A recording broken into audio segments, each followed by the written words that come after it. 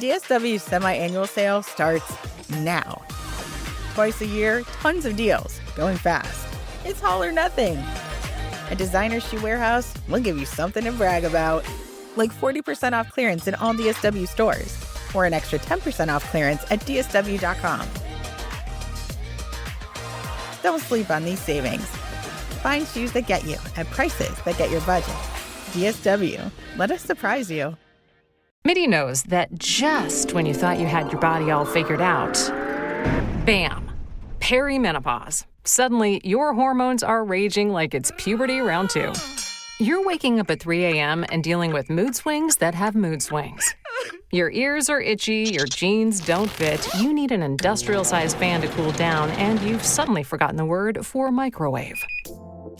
Most women in perimenopause don't know that they are, even though it can last for 10 years. They also don't realize that most of their symptoms are treatable. That's why we built MIDI Health. MIDI is a company built by women who've been through it. Our menopause experts actually listen and treat the real symptoms you're feeling. Your symptoms aren't just common, they're treatable. Schedule a visit with a menopause specialist at MIDI. Visit joinmidi.com. Specialist-led care, virtual visits, insurance eligible. Midlife needs MIDI. Results may vary. Medications prescribed only if clinically appropriate based on a consultation with a clinician. Insurance coverage varies. Check with your plan for coverage.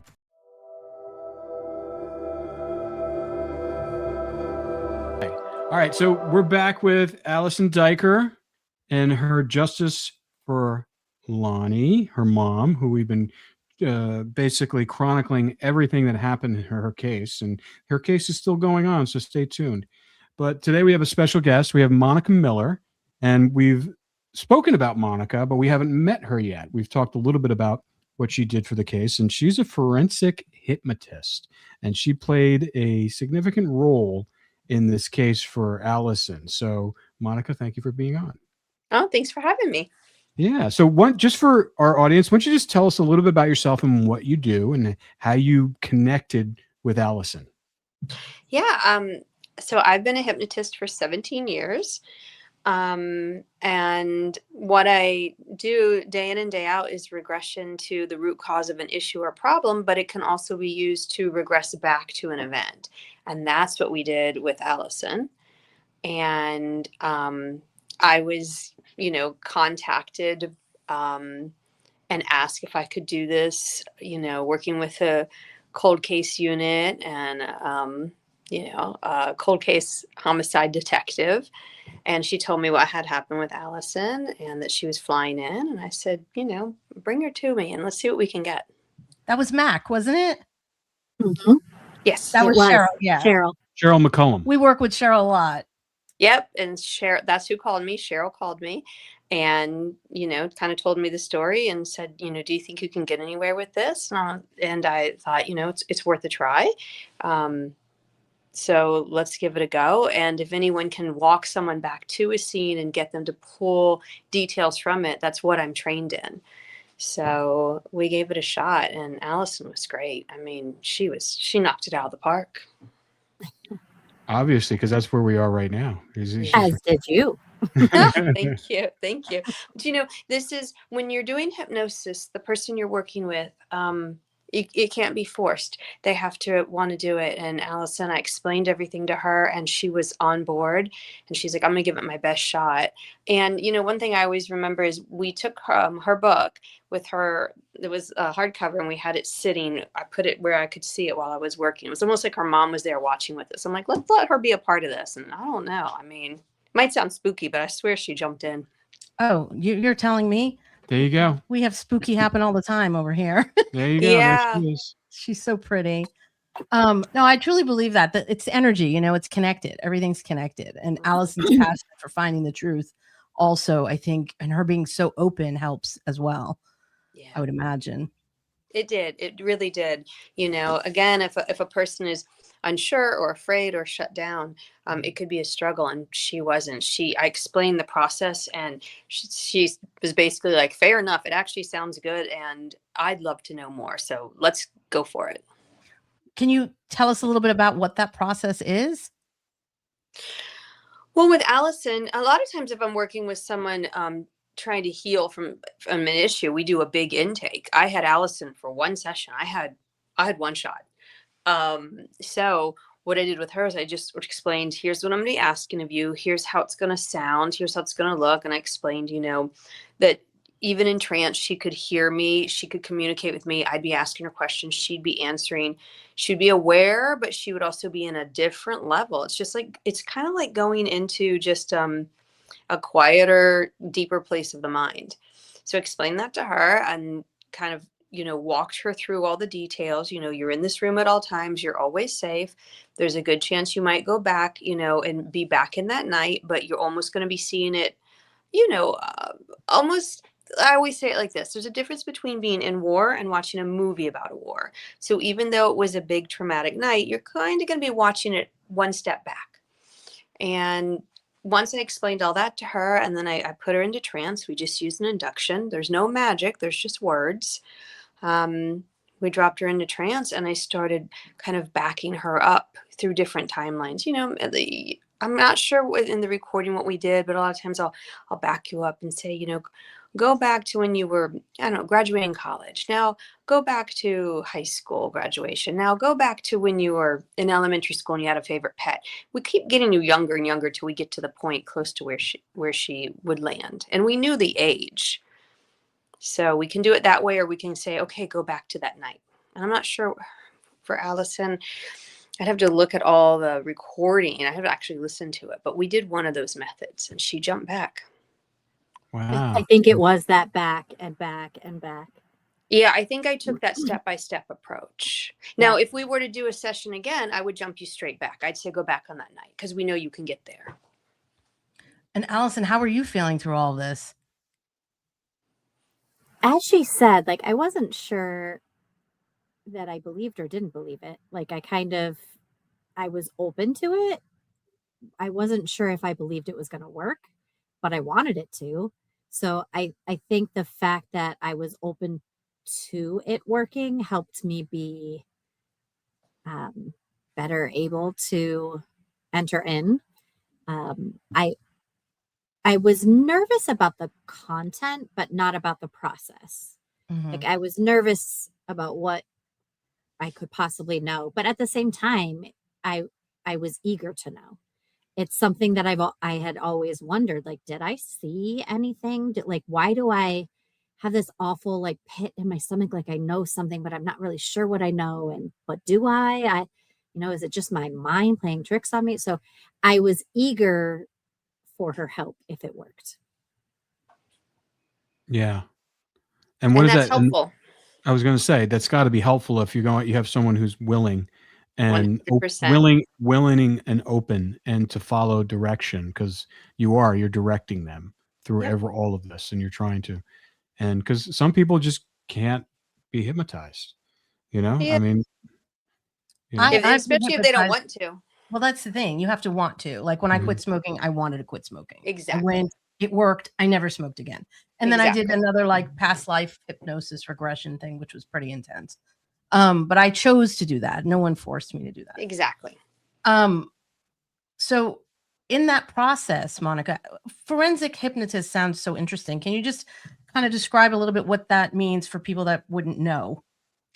Yeah. So in regular hypnosis, so again, I do regression. There's a couple kinds of hypnosis out there. One is direct suggestion, and that's script based. Usually you're just sort of directly suggesting improvements. The other is regression, and I do regression. So you regress in time and years to the root cause of an issue. So when you enter it into a forensic style, you are regressing to an exact, day and time or event, and you're wanting the truest, most accurate details you can pull from that. So oftentimes, like you said, you did a past life regression. So in a past life regression, we really don't have any way to ever know if what you're seeing is true or not. We don't know, because the subconscious is where your dreams come from. It can make up very grandiose stories. So it can fabricate things. When we're doing forensics, we're really trying to stay in the details of that exact place. We're not letting the subconscious sort of wander off and go down any alleys. We're keeping it directed. Give me the next thing, and you're marching down a timeline. And so forensics is when you're looking for extracting details And using maybe details that you do know to get them to that place to see if they can revivify, which is, kind of be there again, more precise details. And that's really the only difference, because when I do a normal regression and someone goes back to a childhood memory, I remind them, listen, it's okay if it's a little fuzzy. We're not doing forensic hypnosis. And that's the big difference, really. Yeah. And from your experience, Allison, what did you could you feel yourself being directed by her? I mean, you're kind of semi-conscious, and what were some things that came to light that you didn't anticipate? So as I said, I was eager for it to work. I wanted it to work. So I was a very good student. Like whatever she told me to do, I did. And I tried to do to the best of my ability. Um, I would say it was more like getting more and more relaxed, where, something new like that, you don't know what you're walking into or what to expect. So I mean, I think we all would have like just anxieties and whatever that probably block you from your deepest level of comfort or um, Yeah, any of because that. But the stakes are so high. right. And I wanted it to work so badly. I wasn't sure if I thought it would, but I wanted it to. So like that anxiety I came in with really, really wanting it to, and just hoping that if I do everything she says, that it will work. And I felt like it took a while to get into the most relaxed state, because I mean, just who I am, there's just so much tension to get to that space of vulnerability. Like I don't become vulnerable. I don't do that. I'm always tough. So it was a place I'm unused to going to. Yeah, I'm not familiar with it. I'm not used to going to that place. So I kind of felt like it wasn't easy, because that's hard for me. But I just kept trying to focus on her words, and her voice is so soothing. And um, there were like like noise cancellation sounds or something that like were very calming.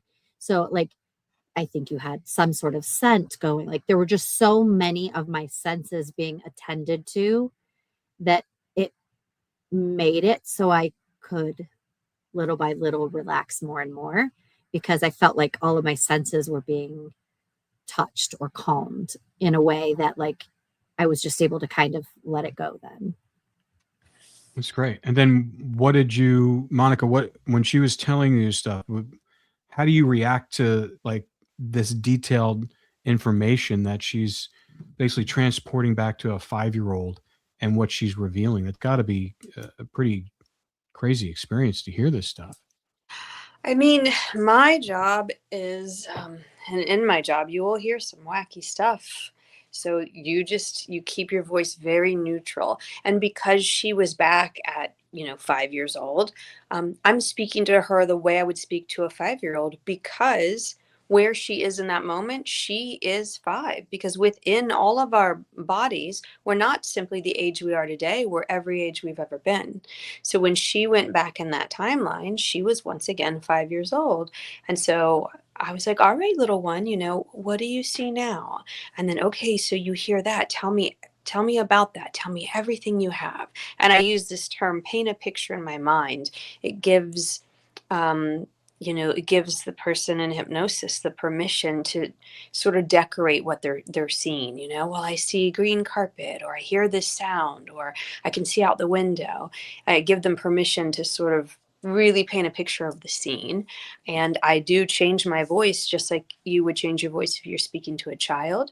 And the whole time I'm telling Allison, anything else you hear, any sounds from the outside, they remind you you're safe and secure. You're all grown up in the office, and you just follow my voice. Your only care, your only concern is the sound of my voice. So I keep linking Allison to my voice the whole time, and then address her as the age she has revivified as she regressed backwards in time. Wow. The interesting thing with that is that I didn't realize that she spoke to me as a 5-year-old until I listened to the recording. And there was never a time while I was in that I felt like she was talking to me like she would talk to a 5-year-old. I just thought we were talking, and she was guiding me through, and I felt very much in my adult self.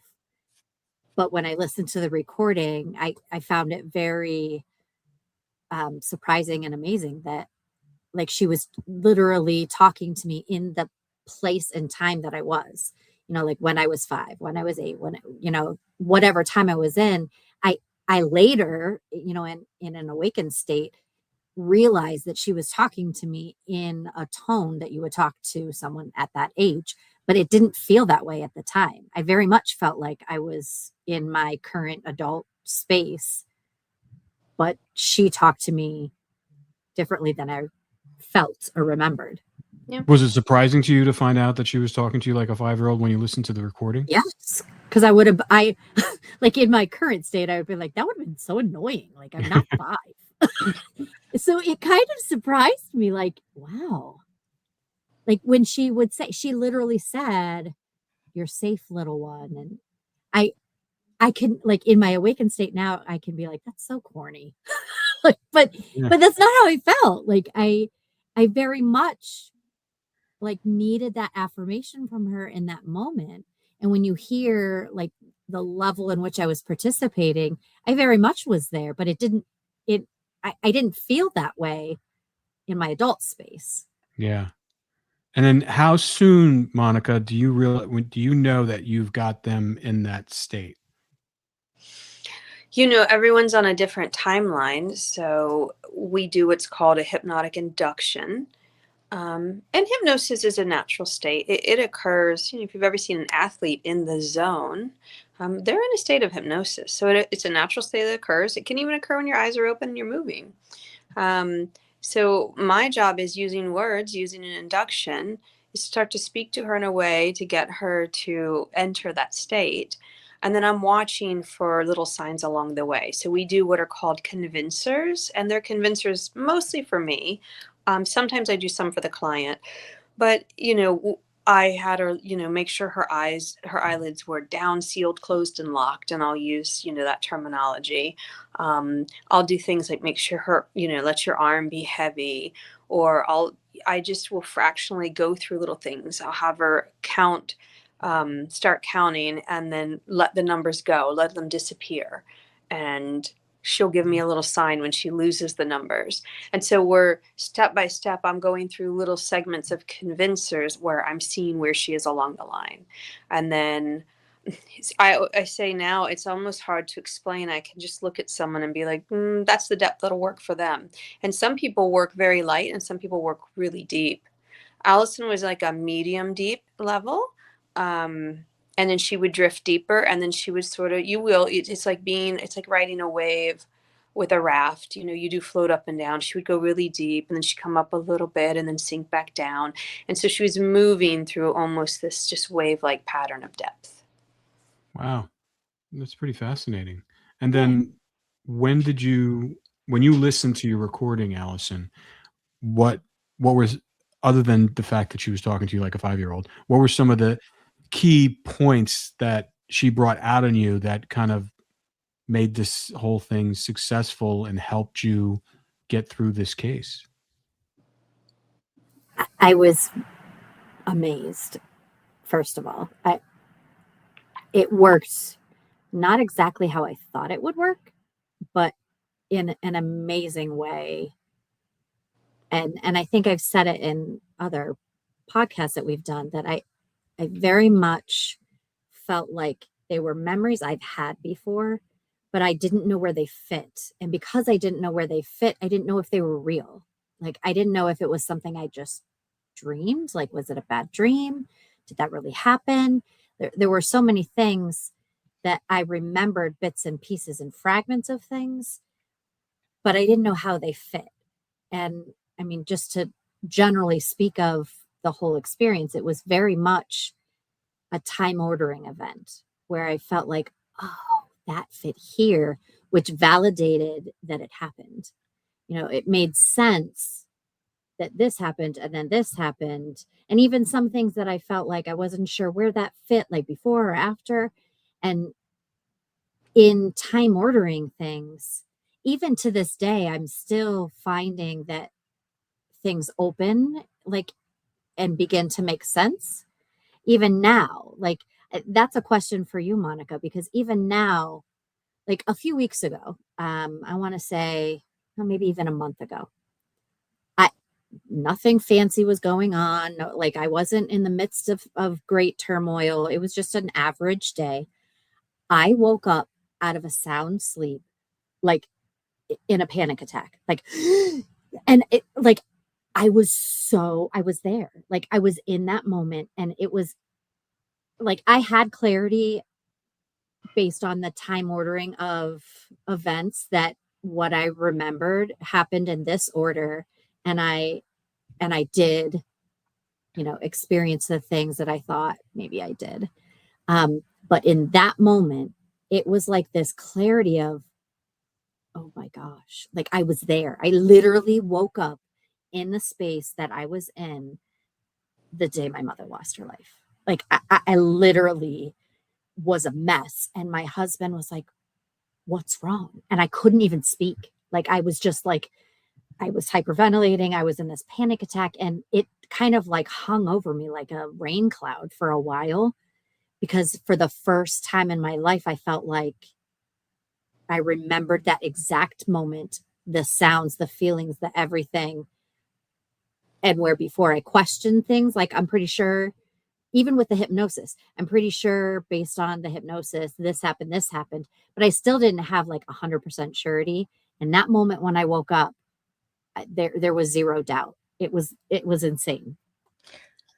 Well, can we talk a bit about the details that you did see during hypnosis so people can understand what you learned and how this is still like coming up in your dreams months later? I mean, I think the subconscious, there's so much in there. It's so much we don't know how this all works. So I remember there being like, I think this was like the moment where I went deep for the first time. I think just based on listening back to it, there was a period of time where I was very quiet, and I was really trying to focus on, keeping myself where I needed to be. But the picture that was playing in my head was me hiding behind the door. When after my father had told me to go to bed, I kept getting out of bed because they were fighting. And I kept feeling like, it was my job to make them stop fighting. And like, if I got out and distracted them, maybe they would stop, maybe they'd realize I'm awake and, just stop fighting. And the last time he told me to go back to bed, he told me that I needed to go back to bed, get in bed. And if I got out of bed again, he would spank me. And so, I was in my room, the door was closed, like it was cracked a little bit. You could see the light under the door. And I just sat there next to the door, and I felt like I was in that place, that quiet time before like things got heavy. I literally had this vision of myself sitting outside of my bedroom door, trying to be quiet because I was told to go to bed and I didn't want to get a spanking and blah, blah, blah. And at that point, there were things that I remembered that I wasn't sure that was real. Things like I heard them arguing. Well, they argued a lot. So I wasn't entirely sure when I had those memories that it was that night that I heard that, because, the downstairs neighbors said that quite honest or quite, it was quite common to hear them, banging, arguing, whatever. And their arguing would be like guttural sounds, not words. So I connected that was that night. I connected, that there were loud sounds as far as like banging, maybe chairs knocking over or something like that. I feel like I'm going back through it now.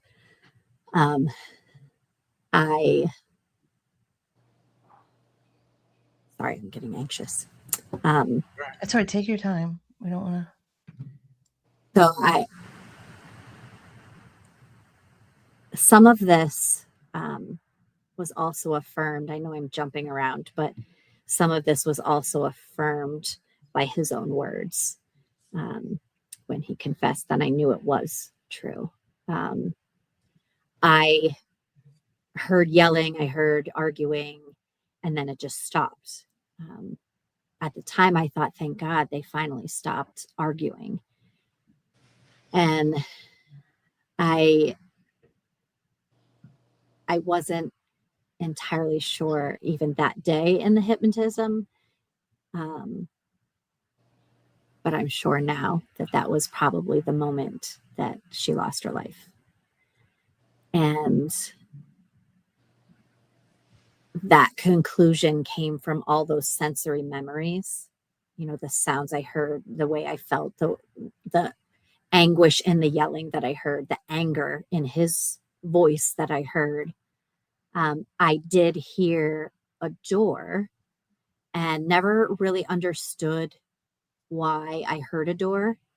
I've said that over the years that I heard a door, that I think I heard a door. I'm not sure if I heard it that night. I think it was that night. That was one of those details that when things were time ordered, I knew it was that night. But I wasn't sure if that was just in my head or where that fit. The door meaning maybe the front door, your father taking your Right. mother's body outside. Yes. Yeah. And I didn't know for sure. I had like hunches before hypnotism. I didn't know for sure that that's what that sound was. Mm. I still didn't even know for sure. I was pretty sure after the hypnosis until I heard his own words. And I knew that I was affirmed by his own words in what that was. There was a moment where I was referring to, like in hypnosis, where I was talking about my father coming to our room and telling us to get up, meaning my brother and I, coming to my room, telling me to help get Aaron ready, you know, help get him dressed. And I remember him saying, you know, your mom left us, like in an angry way, like your mom left us. She left with another man.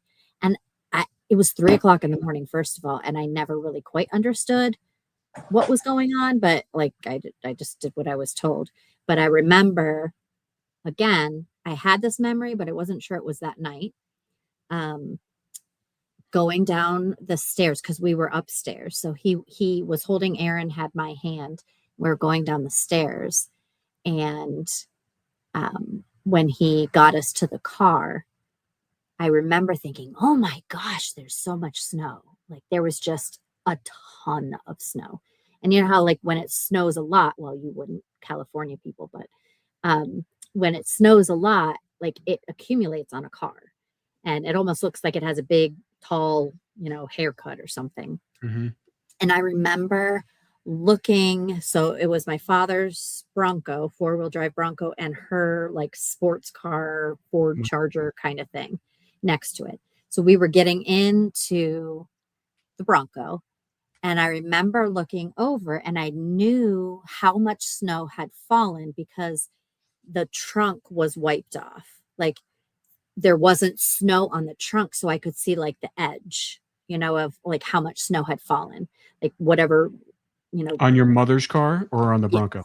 No, Okay. on my mother's car. Okay. So I remember thinking, well, I don't think I knew enough at that time to think, well, that's weird that would be off. My thought was, wow, there's so much snow. I can't believe how much snow there is. Mm-hmm. But later in, you know, as an adult, that was like a key thing. Like, I don't know why that would have happened. Like, why would that, you know, be brushed off? I don't know. But he put us in the car and told me to sit down, turn around, not to look out yet. Yelled at me for getting up. And at that time, there were no seatbelts. There wasn't any, nobody cared if you were up on your knees or stand, whatever. There was no such thing. I mean, there were seatbelts, but there was no law that you had to use them. And I remember it being so weird that he insisted that I sit down and turn around. Again, that before hypnosis, that was a detail that I was like, was that day that he said that? Or was it a different day? Like, how do I know for sure? And hypnosis really helped me to put that in time order. So the snow being removed from the back of your mom's car Mhm. I mean, do you believe that she was in her trunk? I have two thoughts that I'm not sure that I'll ever know the truth, but I think either he put her in that car, in the trunk of that car, took us to the babysitter and came back and then did whatever with her, Mm-hmm. or she was in the back of that Bronco. But, and that's why he said, sit down, don't turn around, and was so Mm-hmm. adamant about that.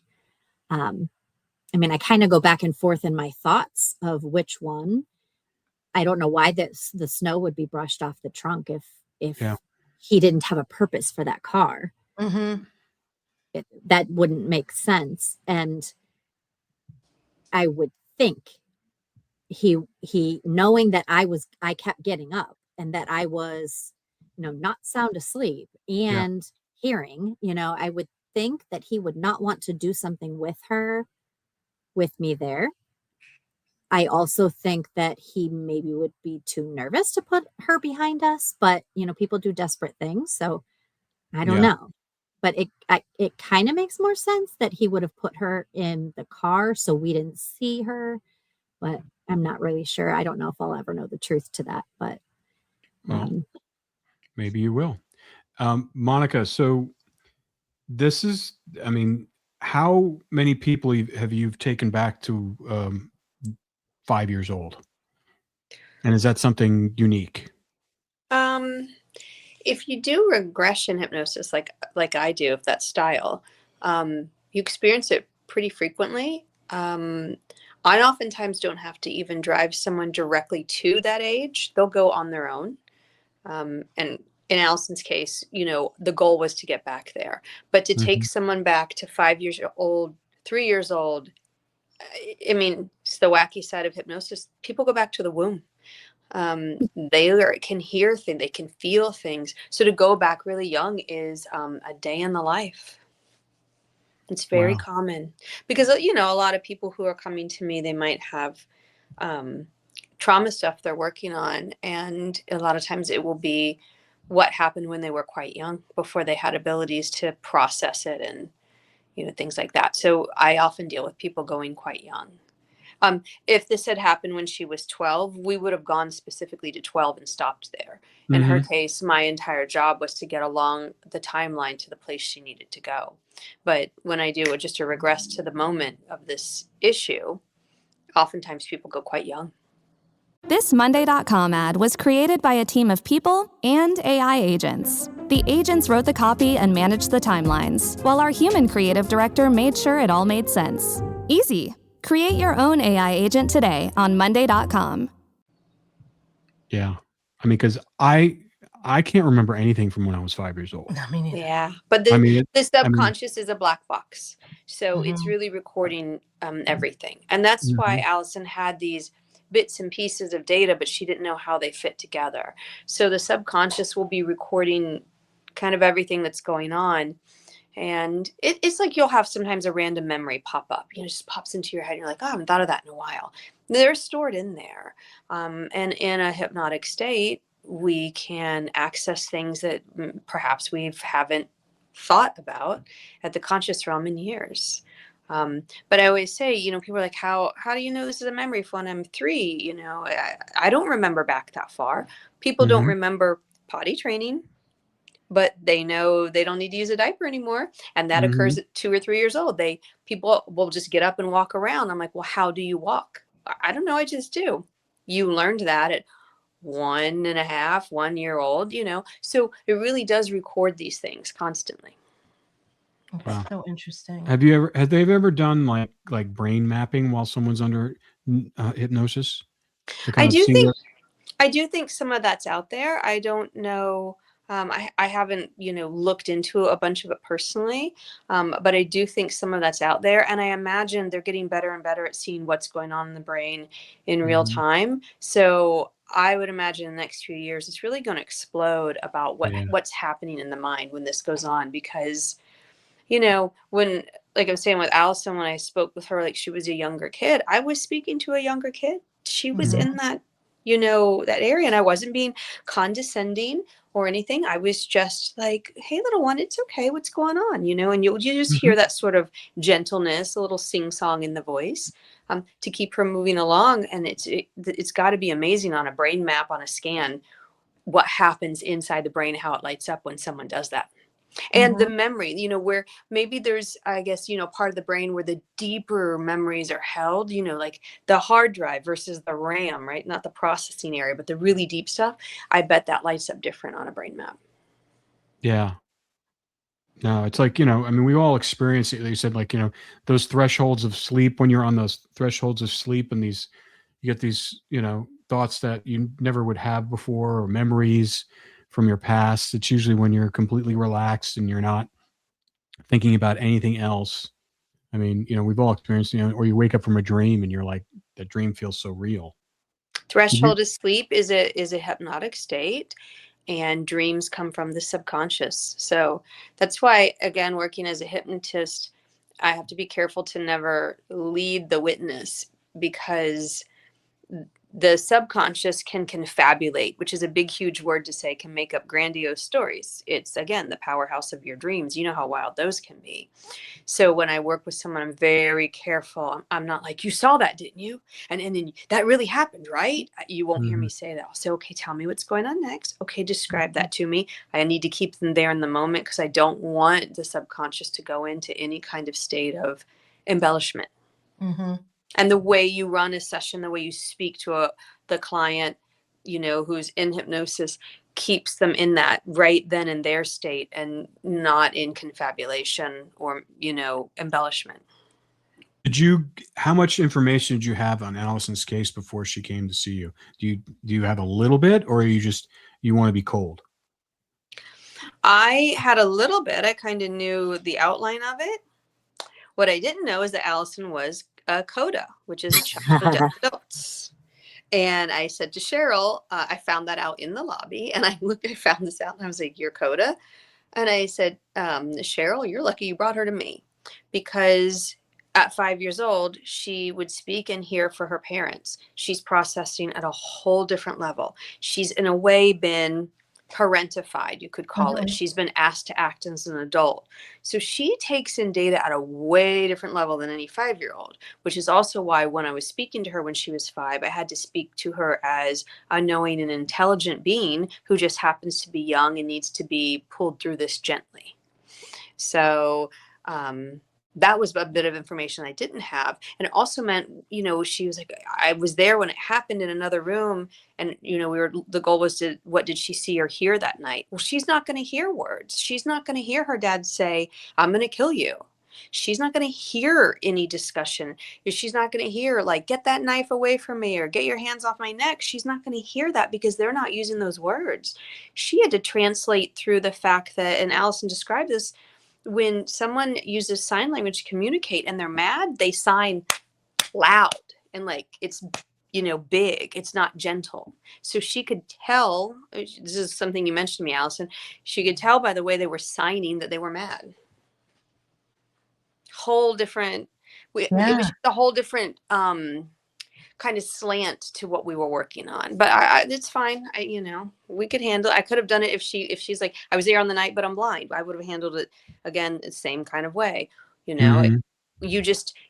as the hypnotist, oftentimes you have to jump into the skin almost. You're jumping into this person's time capsule and being shoved out, in the same place they are. So you have to really jump into it. It's not acting in a fake way, but it's you jump into the role and you're like, okay, here's where we are. And these people don't use words. Let's pull from this everything we can. What would you get from this situation? And that's how I have to work with the person. Did she get emotional at all during the session? She did a little bit, but it was mostly kind of a shocked delivery that a kid would give you. Like they got into a big fight and I don't know what's going on. It was more like just like a kid would be. She was more shocked and confused as to what's going on and why all of the ruckus, and why are mom and dad fighting, less, like weeping, sobbing emotion, different kind. Mm-hmm. Because she was 5 in that session. So you have to remember, it's like she's not Allison, she's a 5-year-old.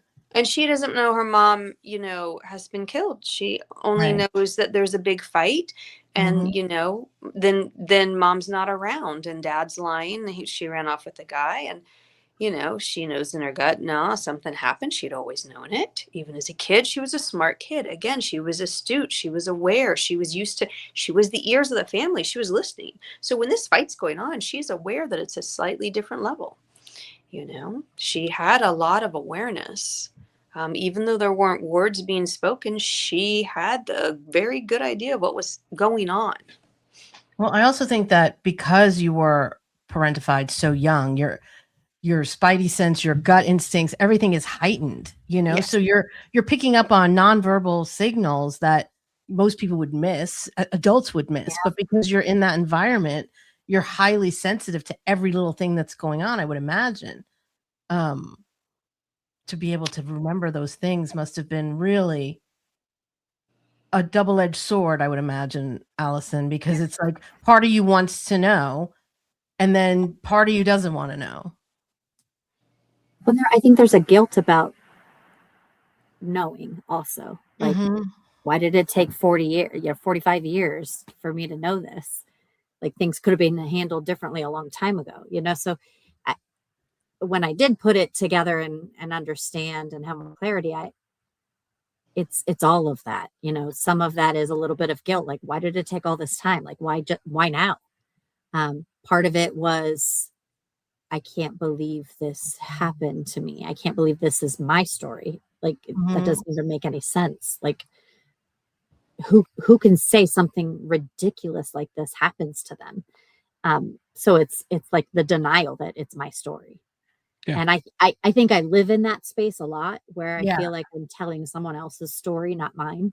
Yeah. I think that's self-protection. It's self-protection. And also you didn't want it to be your story. Like when you were growing up, absolutely. Like especially when you, based upon what you told us about when you, that your teacher adopted you, you were like shifting gears. You're like, all right, I'll forget about that. I'm going to focus on right now and what I got going on now. Cause you didn't really, it was too miserable to think about. And you're like, I'm going to move forward. So you've always been a move forward person, which is part of your strength. And, but I still can't get over, cause I don't even think I knew what death was at 5. And I'm sure you may not have known it either, but also I don't think I did. And so that's why it was such an abstract for you and didn't understand. But at the same time, I still can't believe that, at what age did they start teaching you how to sign? I mean, because if you were at the age of 5, you were the main communicator between them. What age did you start, and how long did it take you to get to that point? I mean, usually, how long does it take someone to understand, to be trained to do that, like an adult? I don't know the research answer to that, but I believe that I was maybe around 6 months. I mean, they do this with babies now, like milk, like they do that with infants now, and infants will like this learn to say, I want milk. I want food. Yeah, right. Like the basic essential signs like milk, food, more, those are things that more, those are things they teach infants, so I think I learned the minute my brain was able to put that together. So Monica, after you get this information through hypnosis on cases that you work on, I'm assuming you do lots of different cases, and I could be wrong, but that's the impression I was getting. How does that work for the case? Do you make a report? Does it go to the cold case unit? Like, what's that process? It's whatever the cold case unit would need. It'll be handled whatever way they want it handled. If they needed me to show up in court, I would. If they need me to write something out. In Allison's case, I just recorded it just pretty simply on the phone. I recorded it and I took handwritten notes. But yeah, once I'm asked to do something, I just find out what do you need from me? What are you expecting in this? What do you need to do with it? And then just act accordingly. So I don't think there's a copy paste. You Mhm. know, it was, with Allison, is a, informal. It Mhm. wasn't like, we need you to come to court and testify. It wasn't Yeah. that. So I just took my normal notes, and we had the recording, so we could always go back to the recording. Mm-hmm. Yeah, I think the recordings that's the forensic part. Yeah. You're really analyzing that. Yep. It's just amazing. So one of my questions that I had asked a little bit ago was, once you open this door, so once you opened this door with me and you took me back,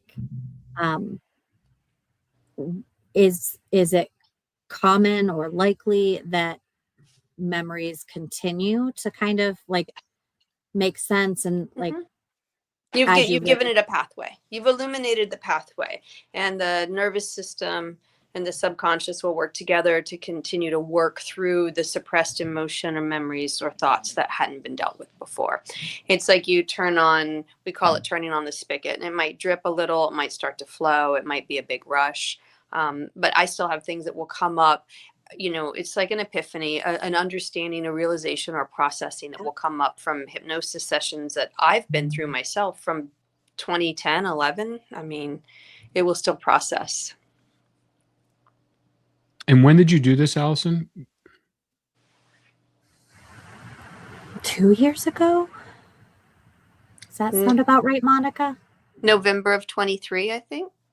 Yeah, I think you're right. It's almost 3 years ago. Yeah, I think so. Yeah. I have to plug in real quick. I'm sorry. That's That's okay. okay. Okay. Well, while she's plugging in there, what were, like, you're just talking about some of the ramifications afterwards that you've been having. What was the single most revealing thing to you after the hypnosis session? Two things. One, the car. The whole snow on removed from one car, and him being so adamant about me sitting and turning around. That was a big piece because it made me feel like she was there in one of the vehicles. She was there. The other piece was when they were arguing and then it just stopped. Like, that's a moment. Yeah, I would imagine the silence Just would have been scary. It was. And the day that I said I woke up and was just, I was in that space. That's exactly where I was when I woke up. Like, it was the reality of that silence was literally deafening. It was just The gut feeling. It's your mother. right. You're going to have that connection. Yeah. Just knowing that silence and beyond that, like, I think in the moments I tried to like calm myself down after that, I'm writing a new book and there's a whole chapter on the couch, and knowing that happened on this couch, that my brother and I for years after that, like, played on. We did pillow forts. We like jumped off the couch on top of each other. We slept on it. We watched movies. We, spilled juice on it. Like, all of the things that connected to that piece of furniture. The story about how the couch was acquired in the first place was my mother. It was the very first thing she purchased as, a married couple. Like, it was the first thing that they got for themselves that was new, and how she loved it because it was goldenrod in color, and like, it was like a happy color, and, joyful, which is how I picture her. And all of that became so much more vivid in realizing that event and that moment. Did you share your recording with any of the law enforcement? And if you did, who'd you share it with first? I did not. I did tell them about it. Oh, not the actual recording, but the words. I did call the detective right away that was working the case. Jeff? And nope, Kevin Geigel. Okay. Yeah, the state police. Jeff wasn't involved yet at that point. Or I would have told Jeff for sure. But he was not on the case at that point. But I do believe I told Kevin, I think, if it was him. But for a while, I don't think I actually told anyone at first because I had to sit with it myself. Like, Yeah. there was a long period of time, like months, I feel like I was still trying to accept that what I saw and felt and heard was real. There was still like a bit of denial, I suppose. Like I was pretty sure it was, but at the same time, there's still some like human doubt. Like, no, that can't be. Like, that was the couch we played on. That didn't happen on that couch. Like, there was so much I had to deal with, so I wasn't really ready to present it and be questioned about it for quite a while. Yeah. I'm sure there was a lot of processing going on and just confusion. Is that Right. Monica, does that happen a lot with people that just, after these sessions, they're just kind of a little bit confused? Yeah, it's processing, because a lot of times they, just like she did, a person will walk back into an event, that's traumatic for them, and they're usually young, so it's hard to process because you don't have the things that we have to deal with emotions and processing. And so they'll sort of leave the session much like Allison did, like, whoa, that was a lot. And then literally over the next hours, days, months, weeks, years, little bits will come up. And again, it can often be like an epiphany, like, oh my God, that's why I always felt that way, or thought that thing, or I always saw it as this, but it was actually that. They're having these realizations, these, Absolutely how I felt. yeah. 100%. And so that can keep happening. And, her being, completely asleep and then waking up, boom, that's our bodies, they hold on to these emotions and these events. They store them in our cells and the atoms, the organs, your nerves, your fascia, all this stuff. It's stored in the body. And so it will keep processing it out. And so with Allison, with other people, we open this pathway. We sort of pop the cork, if you will, and you get, all of that stuff's come rushing out.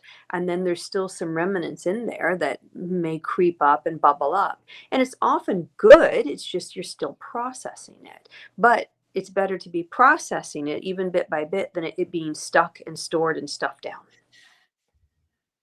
Is it so when I was asleep and I woke up like that, is that a similar space to that when I was in deep and recalled that in session? Is it like a similar brain space, and that's why I remembered that night? You were probably at the edge of sleep when that happened to you, because we have different brain waves, and delta waves are sleep waves, and beta waves are wide awake. And then you have alpha and theta waves are more like a hypnosis wave. So you were probably in a delta wave, which is sleep, and you were rising up into, alpha theta wave area. And at that junction, boom, you had a realization. That would be my best guess. I remember leaving after the hypnotism and you saying to me, you've gone through a lot. You'll have a lot to process. If you have questions, call me, email, whatever works. I'm here. You'll probably have things that happen. And I will say that just like how I lived like my whole life, I was like, I don't have time for this. I got the information I needed. Fast forward. Like I'm a forward motion girl. And honestly, after that, I was like, okay, I got what I needed. Move on. Like, and I really didn't, because I was like, there's too much to do. I can't get in that emotional space. I have a job to do. And I feel like now that there's been a confession, that urgency of forward motion, and I still have a job to do. I can't stop, has stopped, because now there's an answer. And I wonder if that's why that came at me the way it did. That's why I'm feeling like literally just now, a couple years later, I'm really just now feeling so confirmed about what I saw, what I went through, what I experienced, and all those things, like 2 years later. Yeah. So having the events confirmed takes away any of that. Okay, so is that what really happened? Is that why the couch looked that way? Is that why the blanket was missing? Is that, now you're having it confirmed. And so it taps back in, and anything else left to process may rise up. It's the way that if someone has PTSD and a car backfires, they think there's a gun. It's the same kind of thing. Mhm. So again, I only did one session with you. We did the session to recall it. We didn't do sessions to heal it. Different. True. So yeah, you're still processing, but in a good way. Again, any Yeah. kind of processing is better than stuck. You're having realizations, you're having understandings, epiphanies, all that good stuff. Yeah. I mean, because you're not at the end of this, Allison. You're kind of like halfway through it. Right. Because it's like you have some answers, but you don't have final resolution yet until you're in that courtroom and they sentence Absolutely. your father. And then I think after that, I think you're gonna have a whole nother host of, Right. because I use this term a lot. It's like loss of illusion. You've had this illusion that you've been living through this whole time, and it's been like in a dream state, and Monica has been able to resurrect it out of a dream state into like a reality where you can actually process it now. But now you're not even done yet. You're still you're like half baked. You're not completely baked yet. So it's going to be interesting to see what happens, because we just had an experience like that just recently, because we've been working this case in Oklahoma with these Molly Miller and Colt Haynes, and we never thought they were ever going to find them after 13 years. Right. And they found them. And so when we got the call, it was just like, we were so torn. We're not even Now family. what do you do?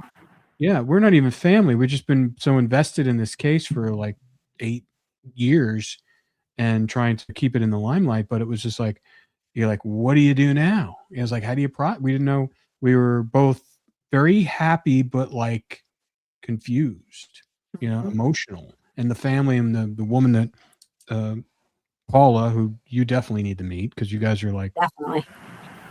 very similar. She was the same way. She always used to say, she goes, I don't care about convicting anybody for this. I just want to find them. I hope they just find them. I just want to be able to bury them. Because you start your priorities about what you want in a case that has affected your family. Kind of, you reevaluate it as it goes longer and longer. And you went as long as anybody I know, 43 years. It's unbelievable. Basically through your entire life. And now you have your own life and you have your own kids. And now you're getting something that most people don't get. And so, For sure. it's like, but it's like, you're both grateful, but you're also, I would imagine there's a lot of trepidation of what's going to happen to him. Cause like you've been dealing with just the machinations of the bureaucracy that, the court system kind of throws at you. Nothing's ever fast. And there's always another thing. And, like you said, when you went to that hearing, and there was another thing, and now that something else gets delayed, and who knows that. So you're still battling that. So it's going to be interesting to see and what happens, and how you feel after, it's all said and done. And I think, Monica said it right there. Says you're going to need to be healed from that. In the same way, I think people who know me, whether they were a part of my life at that time or not, also have a weird sense of, I don't know what I do with this. Like, people literally said to me, I don't know whether to say congratulations or whether to say I'm sorry. And I said both. Right. Both. Exactly. It's both. It's like, yay. Yep. Oh, Well, you have to compartmentalize the two emotions. I mean, there's the fight to get the answers and justice for your mother. And then there's the tragedy of what happened. Right. And what you went through. So there's like two boxes here. Yep. But, you're you're just going to plow through to the end. Yeah. And then I'm sure a lot of things are going to come up. Yeah. I feel like I'm preparing for my retirement. Like I have fought for this case for 45 years. And it's like I'm getting my, ducks in a row for retirement, so to speak, because I don't know what I'll do on the other side. It will feel so very different. I mean, I have a vision in my head already. Like I want to be an advocate. I want to be a voice. I want to share the story with anyone and everyone. And I want the story to help others. Yeah. Yeah. Well, you're already doing that. So what you're going to do is you're going to refine your message, and you're going to have more empowerment about it. And like I'm sure people listening to this right now are taking away from it what they need from it. So yeah, little pieces and little here. But Monica, thank you so much for coming. So interesting what you do. Yeah. Well, thank you for having me. I love this kind of work because I don't know. Allison will still heal from this, but it helps her get to a whole, next level of understanding. And, it's interesting work. It's fascinating. If it gives any clues, it can be so helpful. And I absolutely love it. Yeah. Well, that's fantastic. Wonderful. Thank you so much for coming on. Yeah. Thank you for your time. Monica.